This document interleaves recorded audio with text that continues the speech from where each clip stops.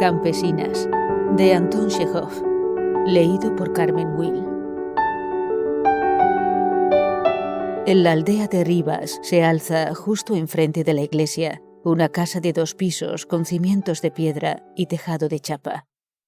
La planta baja la habitan el propio dueño, Filip Ivanov Kashin, apodado Chiuda, y su familia.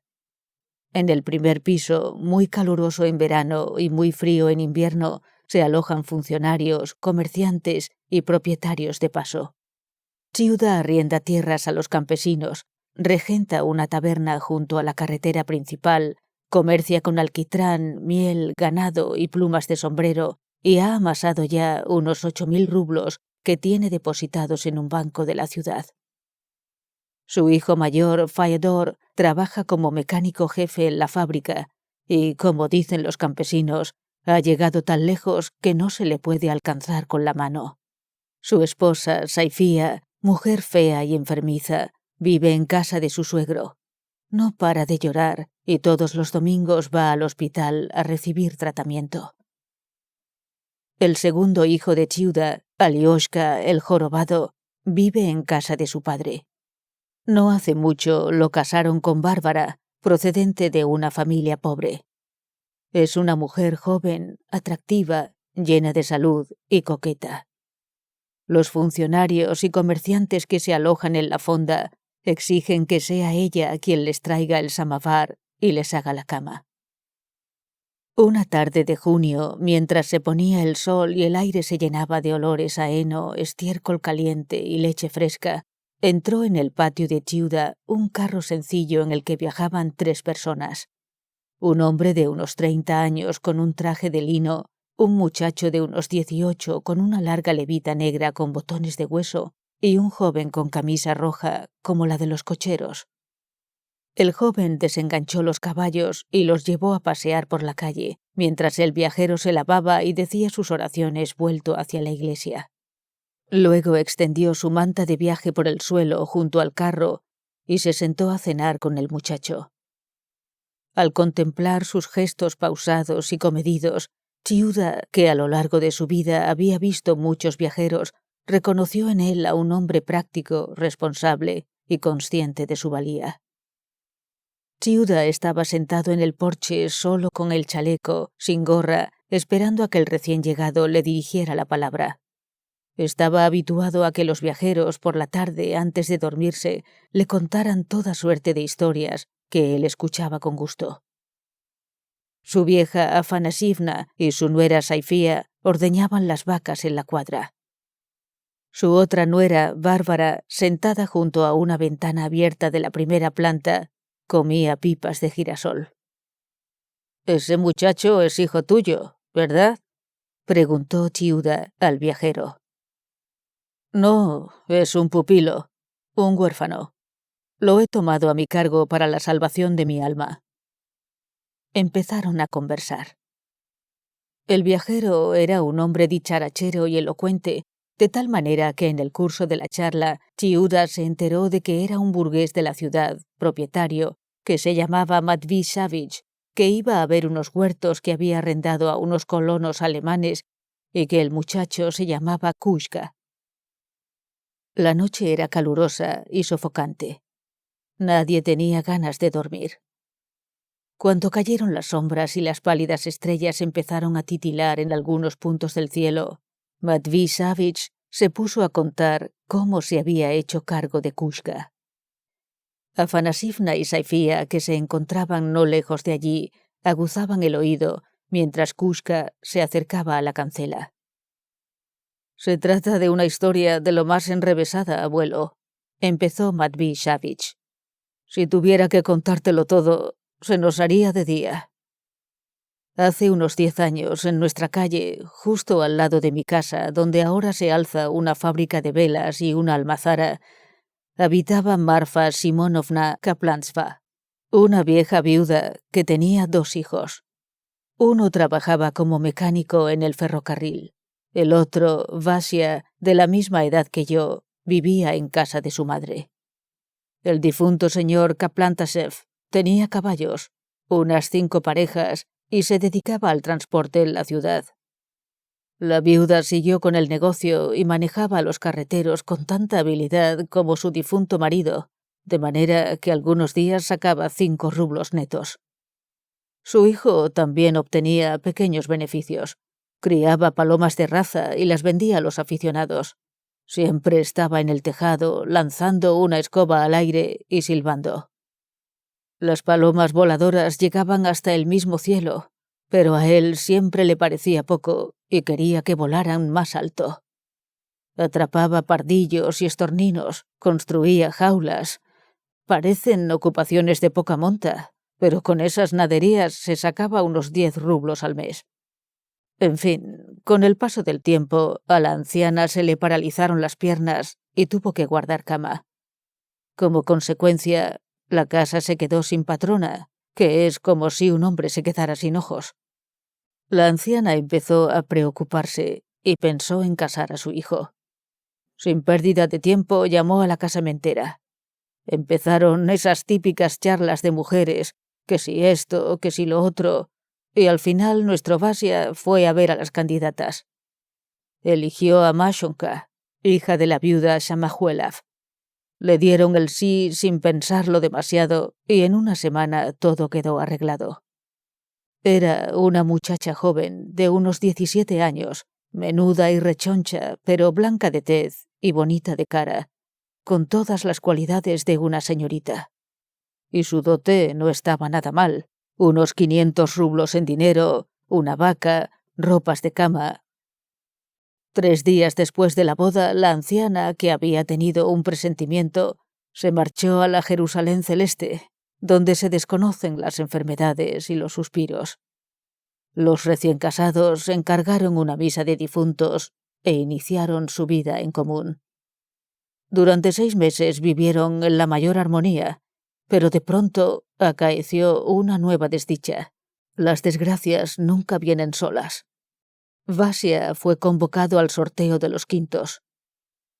Lo enrolaron al pobre sin concederle la menor prórroga.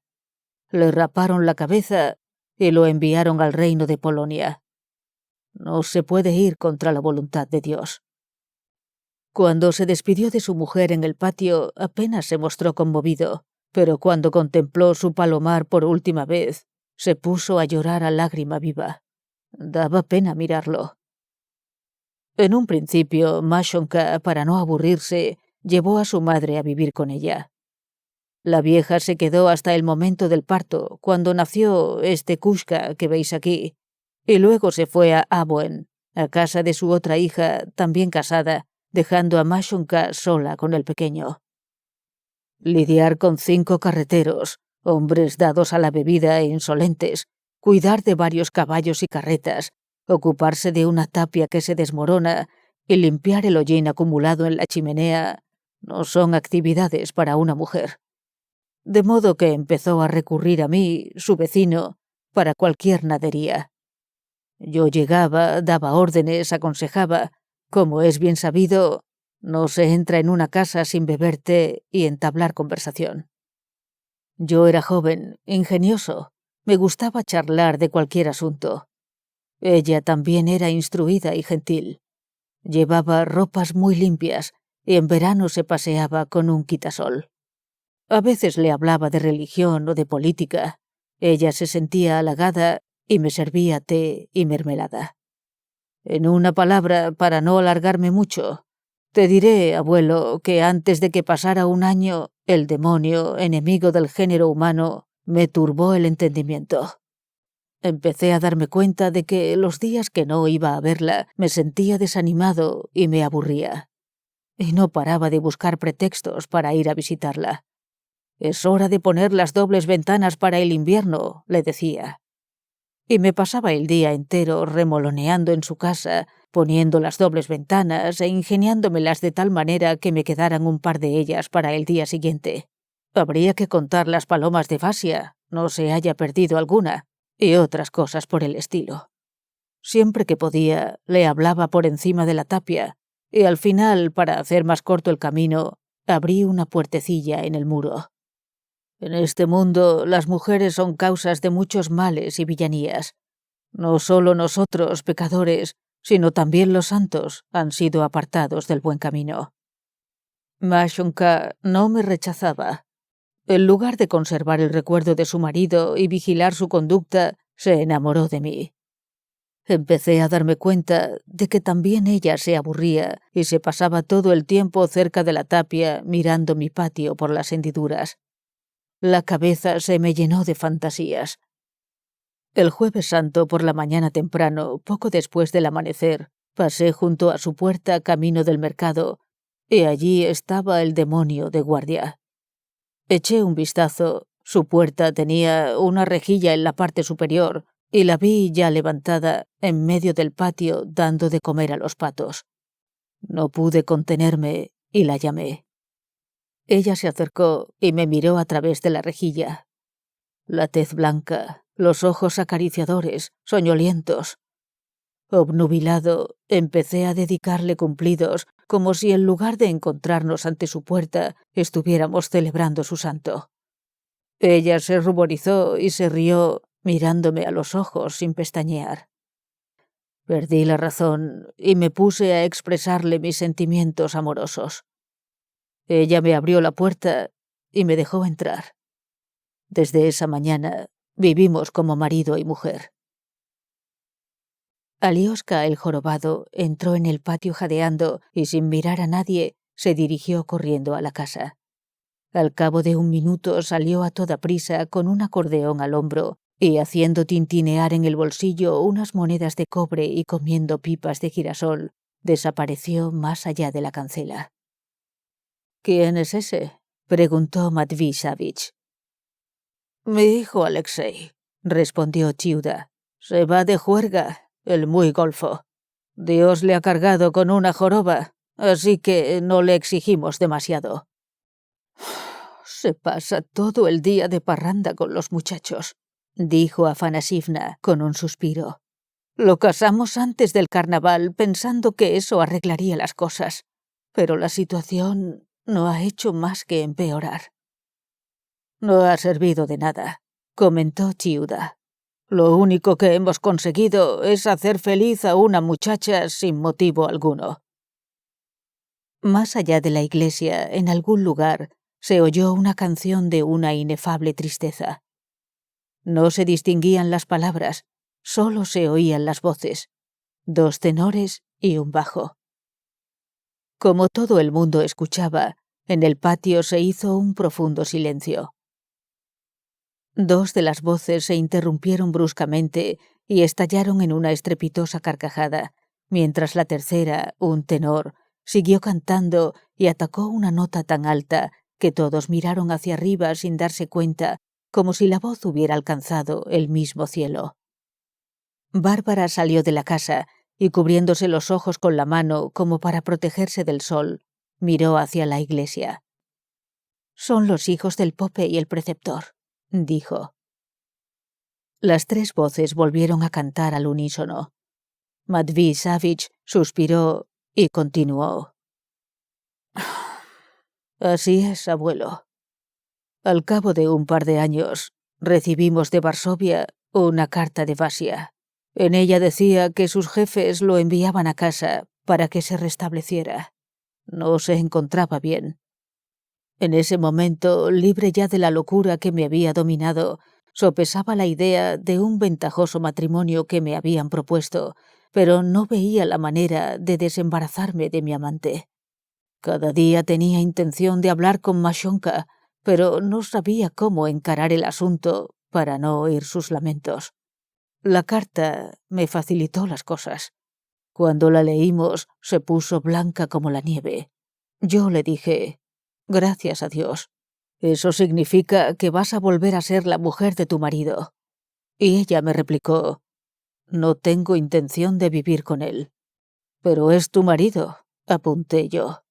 «Poco me importa. Nunca le he querido». «No tengo intención de vivir con él». «Pero es tu marido».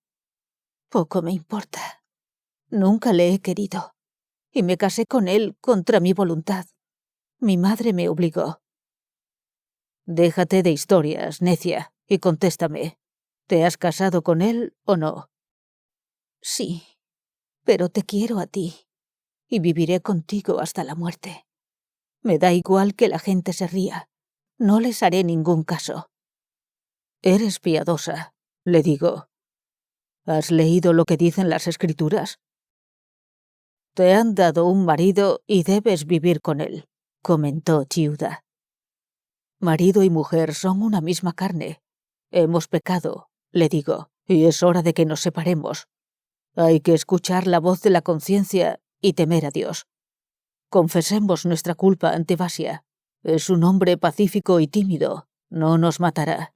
Además, es mejor soportar los tormentos infligidos en este mundo por el marido legítimo que rechinar los dientes el día del juicio final. Ella no me escuchaba. Seguía en sus 13 y no quería entrar en razón. Te quiero, te quiero, te quiero. Es lo único que decía. Vasia llegó el sábado anterior al domingo de la Santísima Trinidad por la mañana temprano. Lo contemplé todo a través de la tapia. Entró corriendo en la casa y al cabo de un minuto salió con Kushka en brazos, riendo, llorando, besando a su hijo y contemplando el Enil. Le daba pena dejar a Kushka y al mismo tiempo tenía ganas de ver sus palomas. Era un hombre delicado, sensible. El día pasó de la mejor manera, en calma y sin incidentes. Llamaron al oficio de vísperas y yo pensé, mañana es el domingo de la Santísima Trinidad. ¿Por qué no han cubierto de ramos la puerta y la tapia? Las cosas no deben de ir bien. Fui a verles. Él estaba sentado en el suelo, en medio de la habitación, con la mirada perdida como un borracho. Las lágrimas le rodaban por las mejillas y las manos le temblaban.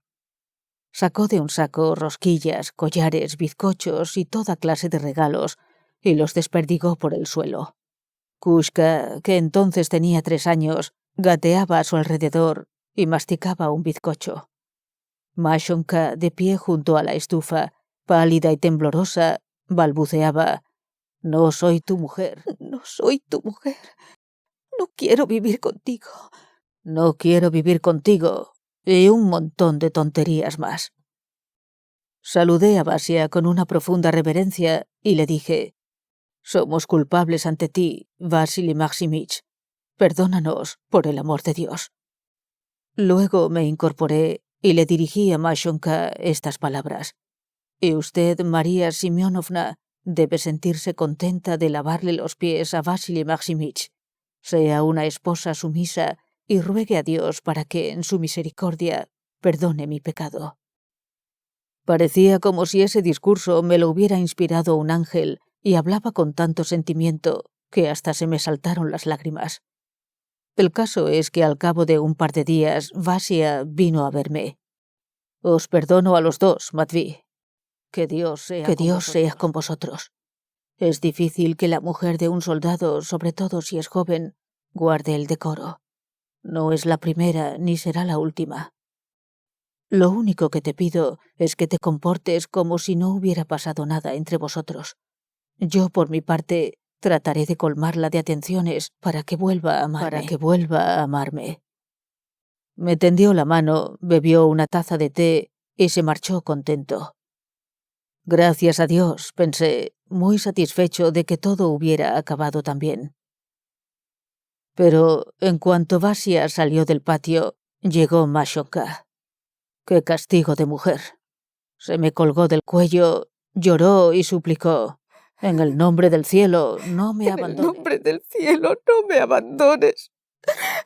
No puedo vivir sin ti. No puedo. «No puedo vivir sin ti». «La muy pájara», suspiró Chiuda. Le grité, golpeé el suelo con el pie, la arrastré hasta el zaguán y puse el pestillo. «Vete con tu marido», le grité. «Con tu marido. No me avergüences delante de la gente. Ten temor de Dios, ten temor de Dios». Y cada día la misma historia.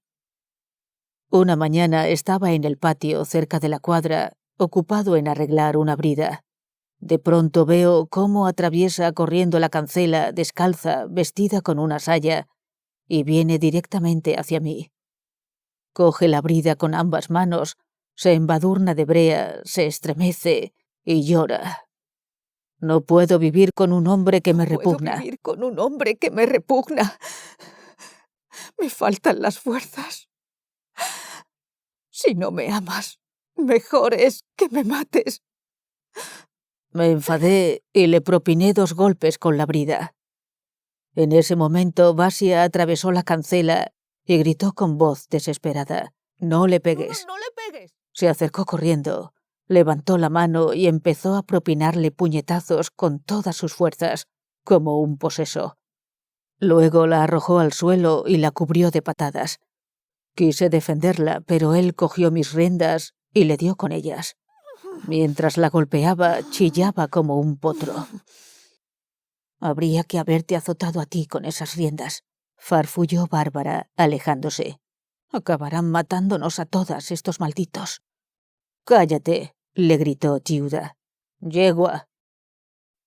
«Como un potro», continuó Matvei Savich. De su patio llegó corriendo un cochero.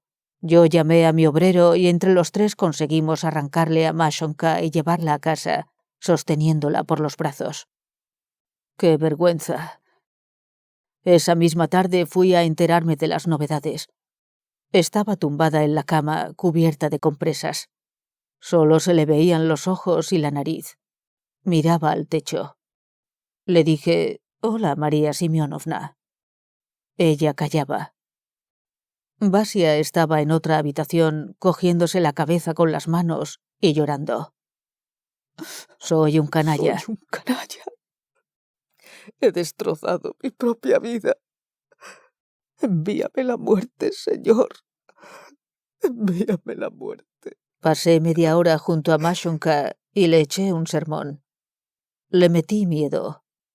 «Los justos», le dije, «irán al paraíso en el otro mundo, mientras a ti te arrojarán al fuego del infierno con todas las pecadoras. No te opongas a tu marido. Arrójate a sus pies». Ella no pronunció palabra, ni siquiera pestañeó. Era como si le estuviera hablando a un poste. Al día siguiente, Basia cayó enfermo de cólera o algo así, y por la tarde oí que había muerto. Lo enterraron. Mashonka no fue al cementerio. No quería mostrar delante de la gente su impúdico semblante y sus moratones. Pronto los burgueses de la ciudad hicieron correr el rumor de que Basia no había fallecido de muerte natural, sino que lo había matado ella. El caso llegó a las autoridades. Desenterraron a Basia, le abrieron el vientre y en su interior encontraron arsénico. El asunto estaba claro como el agua. Vino la policía y se llevó a Mashonka y también a Kushka, que no tenía nada que ver. La encarcelaron. La mujer se había conducido sin cabeza y Dios la había castigado. Al cabo de unos 8 meses se celebró el juicio. Recuerdo que estaba sentada en un banco, con un pañuelo blanco y un vestido gris, delgada, pálida, con ojos penetrantes. Daba pena. Detrás había un soldado con un fusil. No confesó. En el juicio unos dijeron que había envenenado a su marido. Otros aseguraron que él mismo, desesperado, se había envenenado. Me citaron como testigo. Cuando me interrogaron, lo expliqué todo en conciencia. Es culpa suya. No hay nada que ocultar. No amaba a su marido. Tenía mucho carácter. El juicio se inició por la mañana y por la tarde leyeron el veredicto. 13 años de trabajos forzados en Siberia. Después del juicio pasó unos 3 meses en el presidio de la ciudad. Fui a verla por humanidad. Le llevé té, azúcar. Cuando me vio, empezó a temblar de pies a cabeza. Agitó los brazos y balbuceó: «Vete». Vete. Vete. Apretó a Kushka contra su seno como si tuviera miedo de que me lo llevara. «Mira a dónde has llegado», le dije. «Ah, Masha, pecadora. No me escuchaste cuando te pedí que entraras en razón y ahora tienes que llorar. Tú tienes la culpa. Acúsate a ti misma». Mientras la amonestaba, ella solo decía: Vete. «Vete, vete». Se apretaba contra la pared, con Kushka en brazos, y se estremecía. Vete. Cuando se disponían a trasladarla a la capital del distrito, fui a verla a la estación y le entregué un rublo en un paquete para la salvación de mi alma. Pero no llegó a Siberia. En la capital del distrito contrajo unas fiebres y murió en el presidio. «Si eres un perro, muere como un perro», dijo Chiuda. Enviaron a Kushka de vuelta a casa. Después de pensármelo mucho, me hice cargo de él. ¿Qué podía hacer? Es hijo de una criminal. Pero es un ser vivo, un cristiano. Me daba pena. Haré de él un dependiente. Y si no tengo hijos, lo convertiré en comerciante. Ahora cuando voy a alguna parte, lo llevo conmigo para que aprenda. Durante la narración de Matvey Savage, Kushka estuvo sentado en una piedra junto a la cancela, con la cabeza apoyada en ambas manos, contemplando el cielo. De lejos, en la oscuridad, parecía un tocón de un árbol. «Kushka, vete a dormir», le gritó Matvey Savage. «Sí, ya es hora», dijo Chiuda poniéndose en pie. Dejó escapar un sonoro bostezo y añadió: «Siempre quieren hacer lo que se les antoja. No hacen caso y recogen lo que siembran». En el cielo, por encima del patio, flotaba ya la luna. Se desplazaba en una dirección y las nubes que pasaban por debajo de ella en la contraria. Las nubes se alejaban mientras la luna se demoraba sobre el patio. Matvey Savage rezó vuelto hacia la iglesia y tras desear buenas noches a los presentes, se tumbó en el suelo cerca del carro. Kushka también dijo sus oraciones. Se echó en el interior del carro y se cubrió con su levita. Para estar más a gusto, abrió un agujero en el heno y se acurrucó de tal modo que los codos rozaban las rodillas. Desde el patio se veía cómo Chiuda, en la planta baja, encendía una vela, se ponía unas gafas y se acomodaba en un rincón con un libro en la mano. Pasó un buen rato leyendo y prosternándose. Los viajeros se durmieron. Afanasivna y Saifía se acercaron al carro y se quedaron mirando a Kushka. «Duerme el pobre huérfano», dijo la anciana. «Delgaducho, escuchimizado, con los huesos a flor de piel. No tiene madre y nadie se ocupa de que coma como Dios manda. Mi Grisha debe tener 2 años más», comentó Saifía. «Vive en la fábrica sin su madre, como en una prisión. Puede que el patrón le pegue. Hace un rato, cuando vi a este muchachito, me acordé de mi Grisha y la sangre se me heló en las venas». Pasaron un minuto en silencio. «Tal vez ya no se acuerde de su madre», dijo la anciana. «¿Cómo quieres que se acuerde?». Y gruesas lágrimas rodaron de los ojos de Saifía. «Se ha hecho un ovillo», dijo sollozando y riendo, llena de conmiseración y de piedad. «Pobre huerfanito». Kushka se estremeció y abrió los ojos. Vio ante sí un rostro feo, descompuesto, lloroso, y a su lado a una vieja desdentada con un mentón prominente y una nariz buida.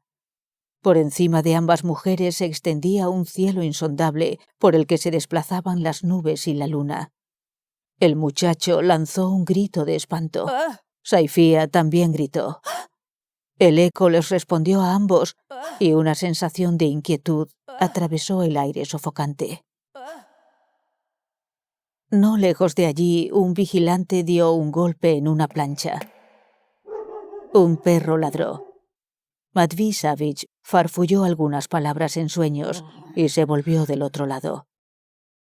Ya avanzada la noche, cuando Chiuda, la anciana y el vigilante de la vecindad dormían, Saifía atravesó la cancela y se sentó en un banco. Respiraba con dificultad y le dolía la cabeza de tanto llorar.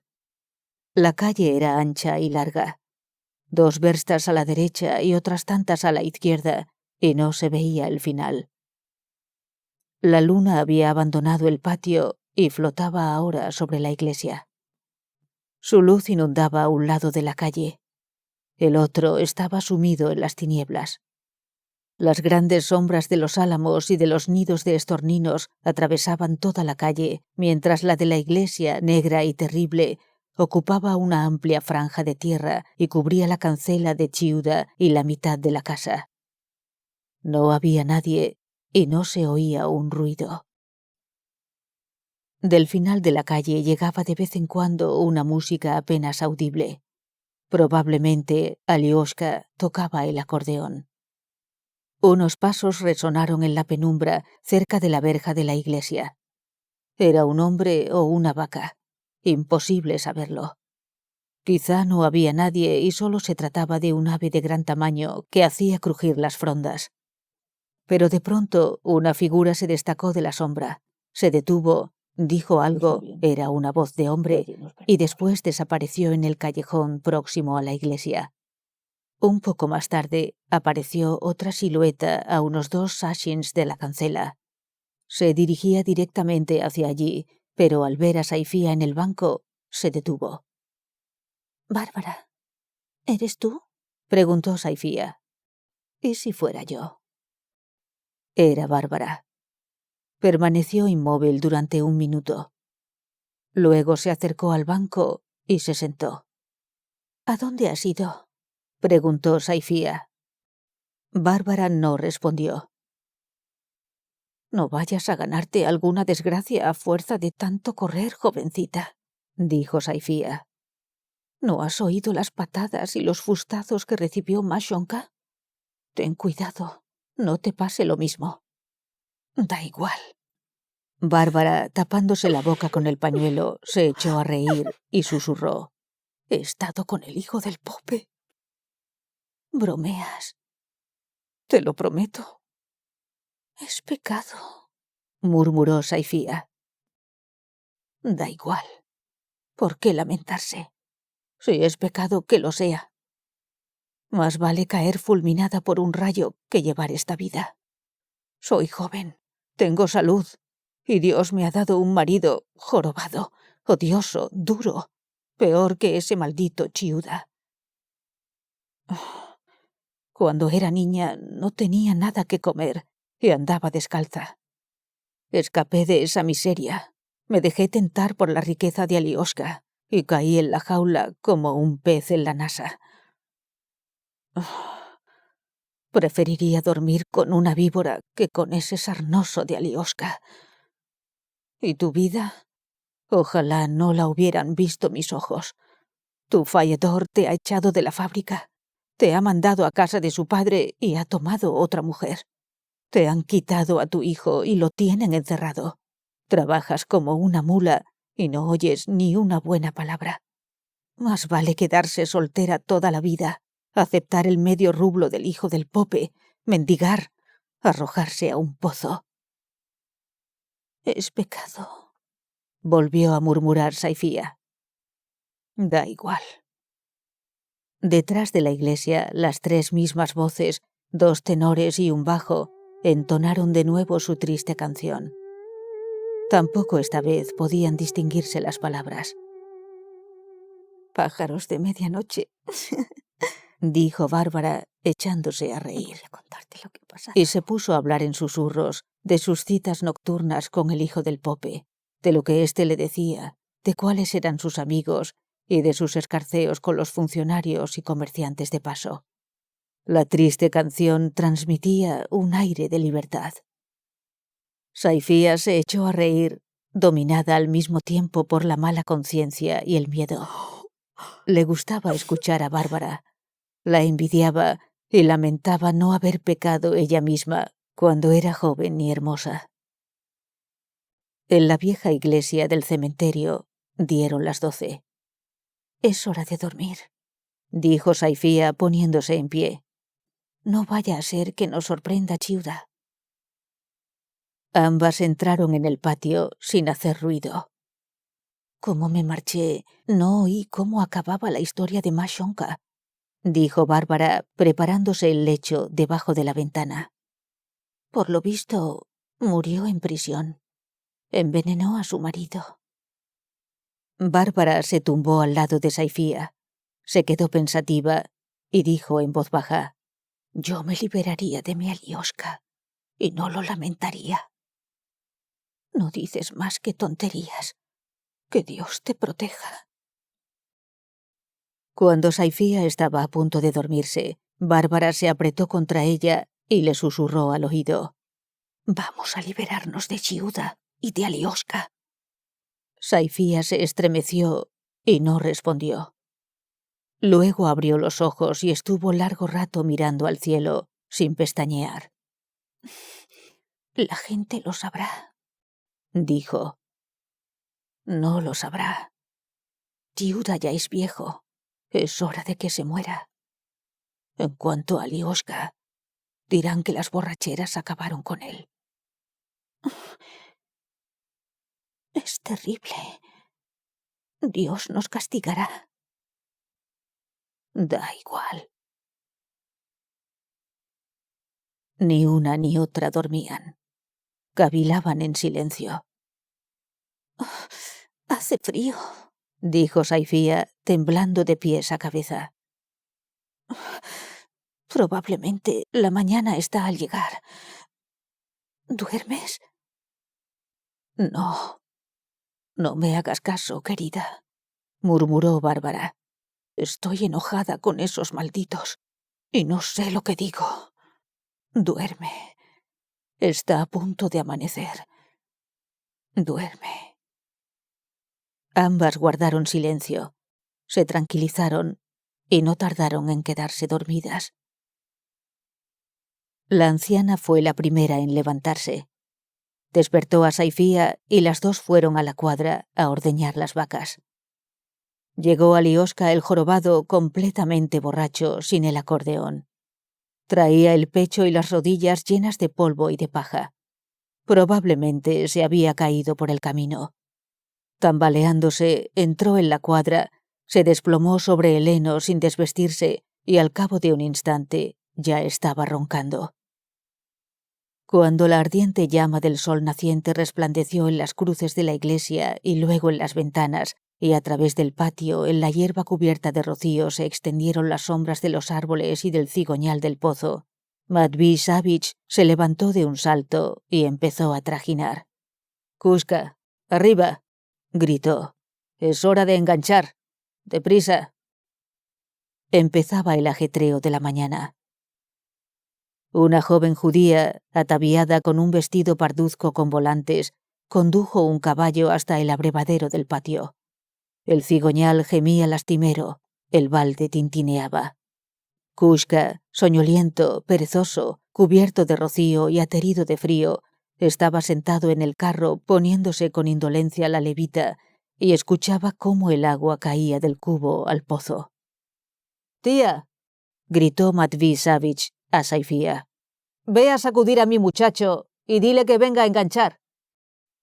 En ese mismo momento, Chiuda gritaba por la ventana: «Saifía, cóbrale a la judía un kopek por el agua. Se han acostumbrado a no pagar, los muy sarnosos». Un rebaño de ovejas iba de un lado a otro de la calle, balando.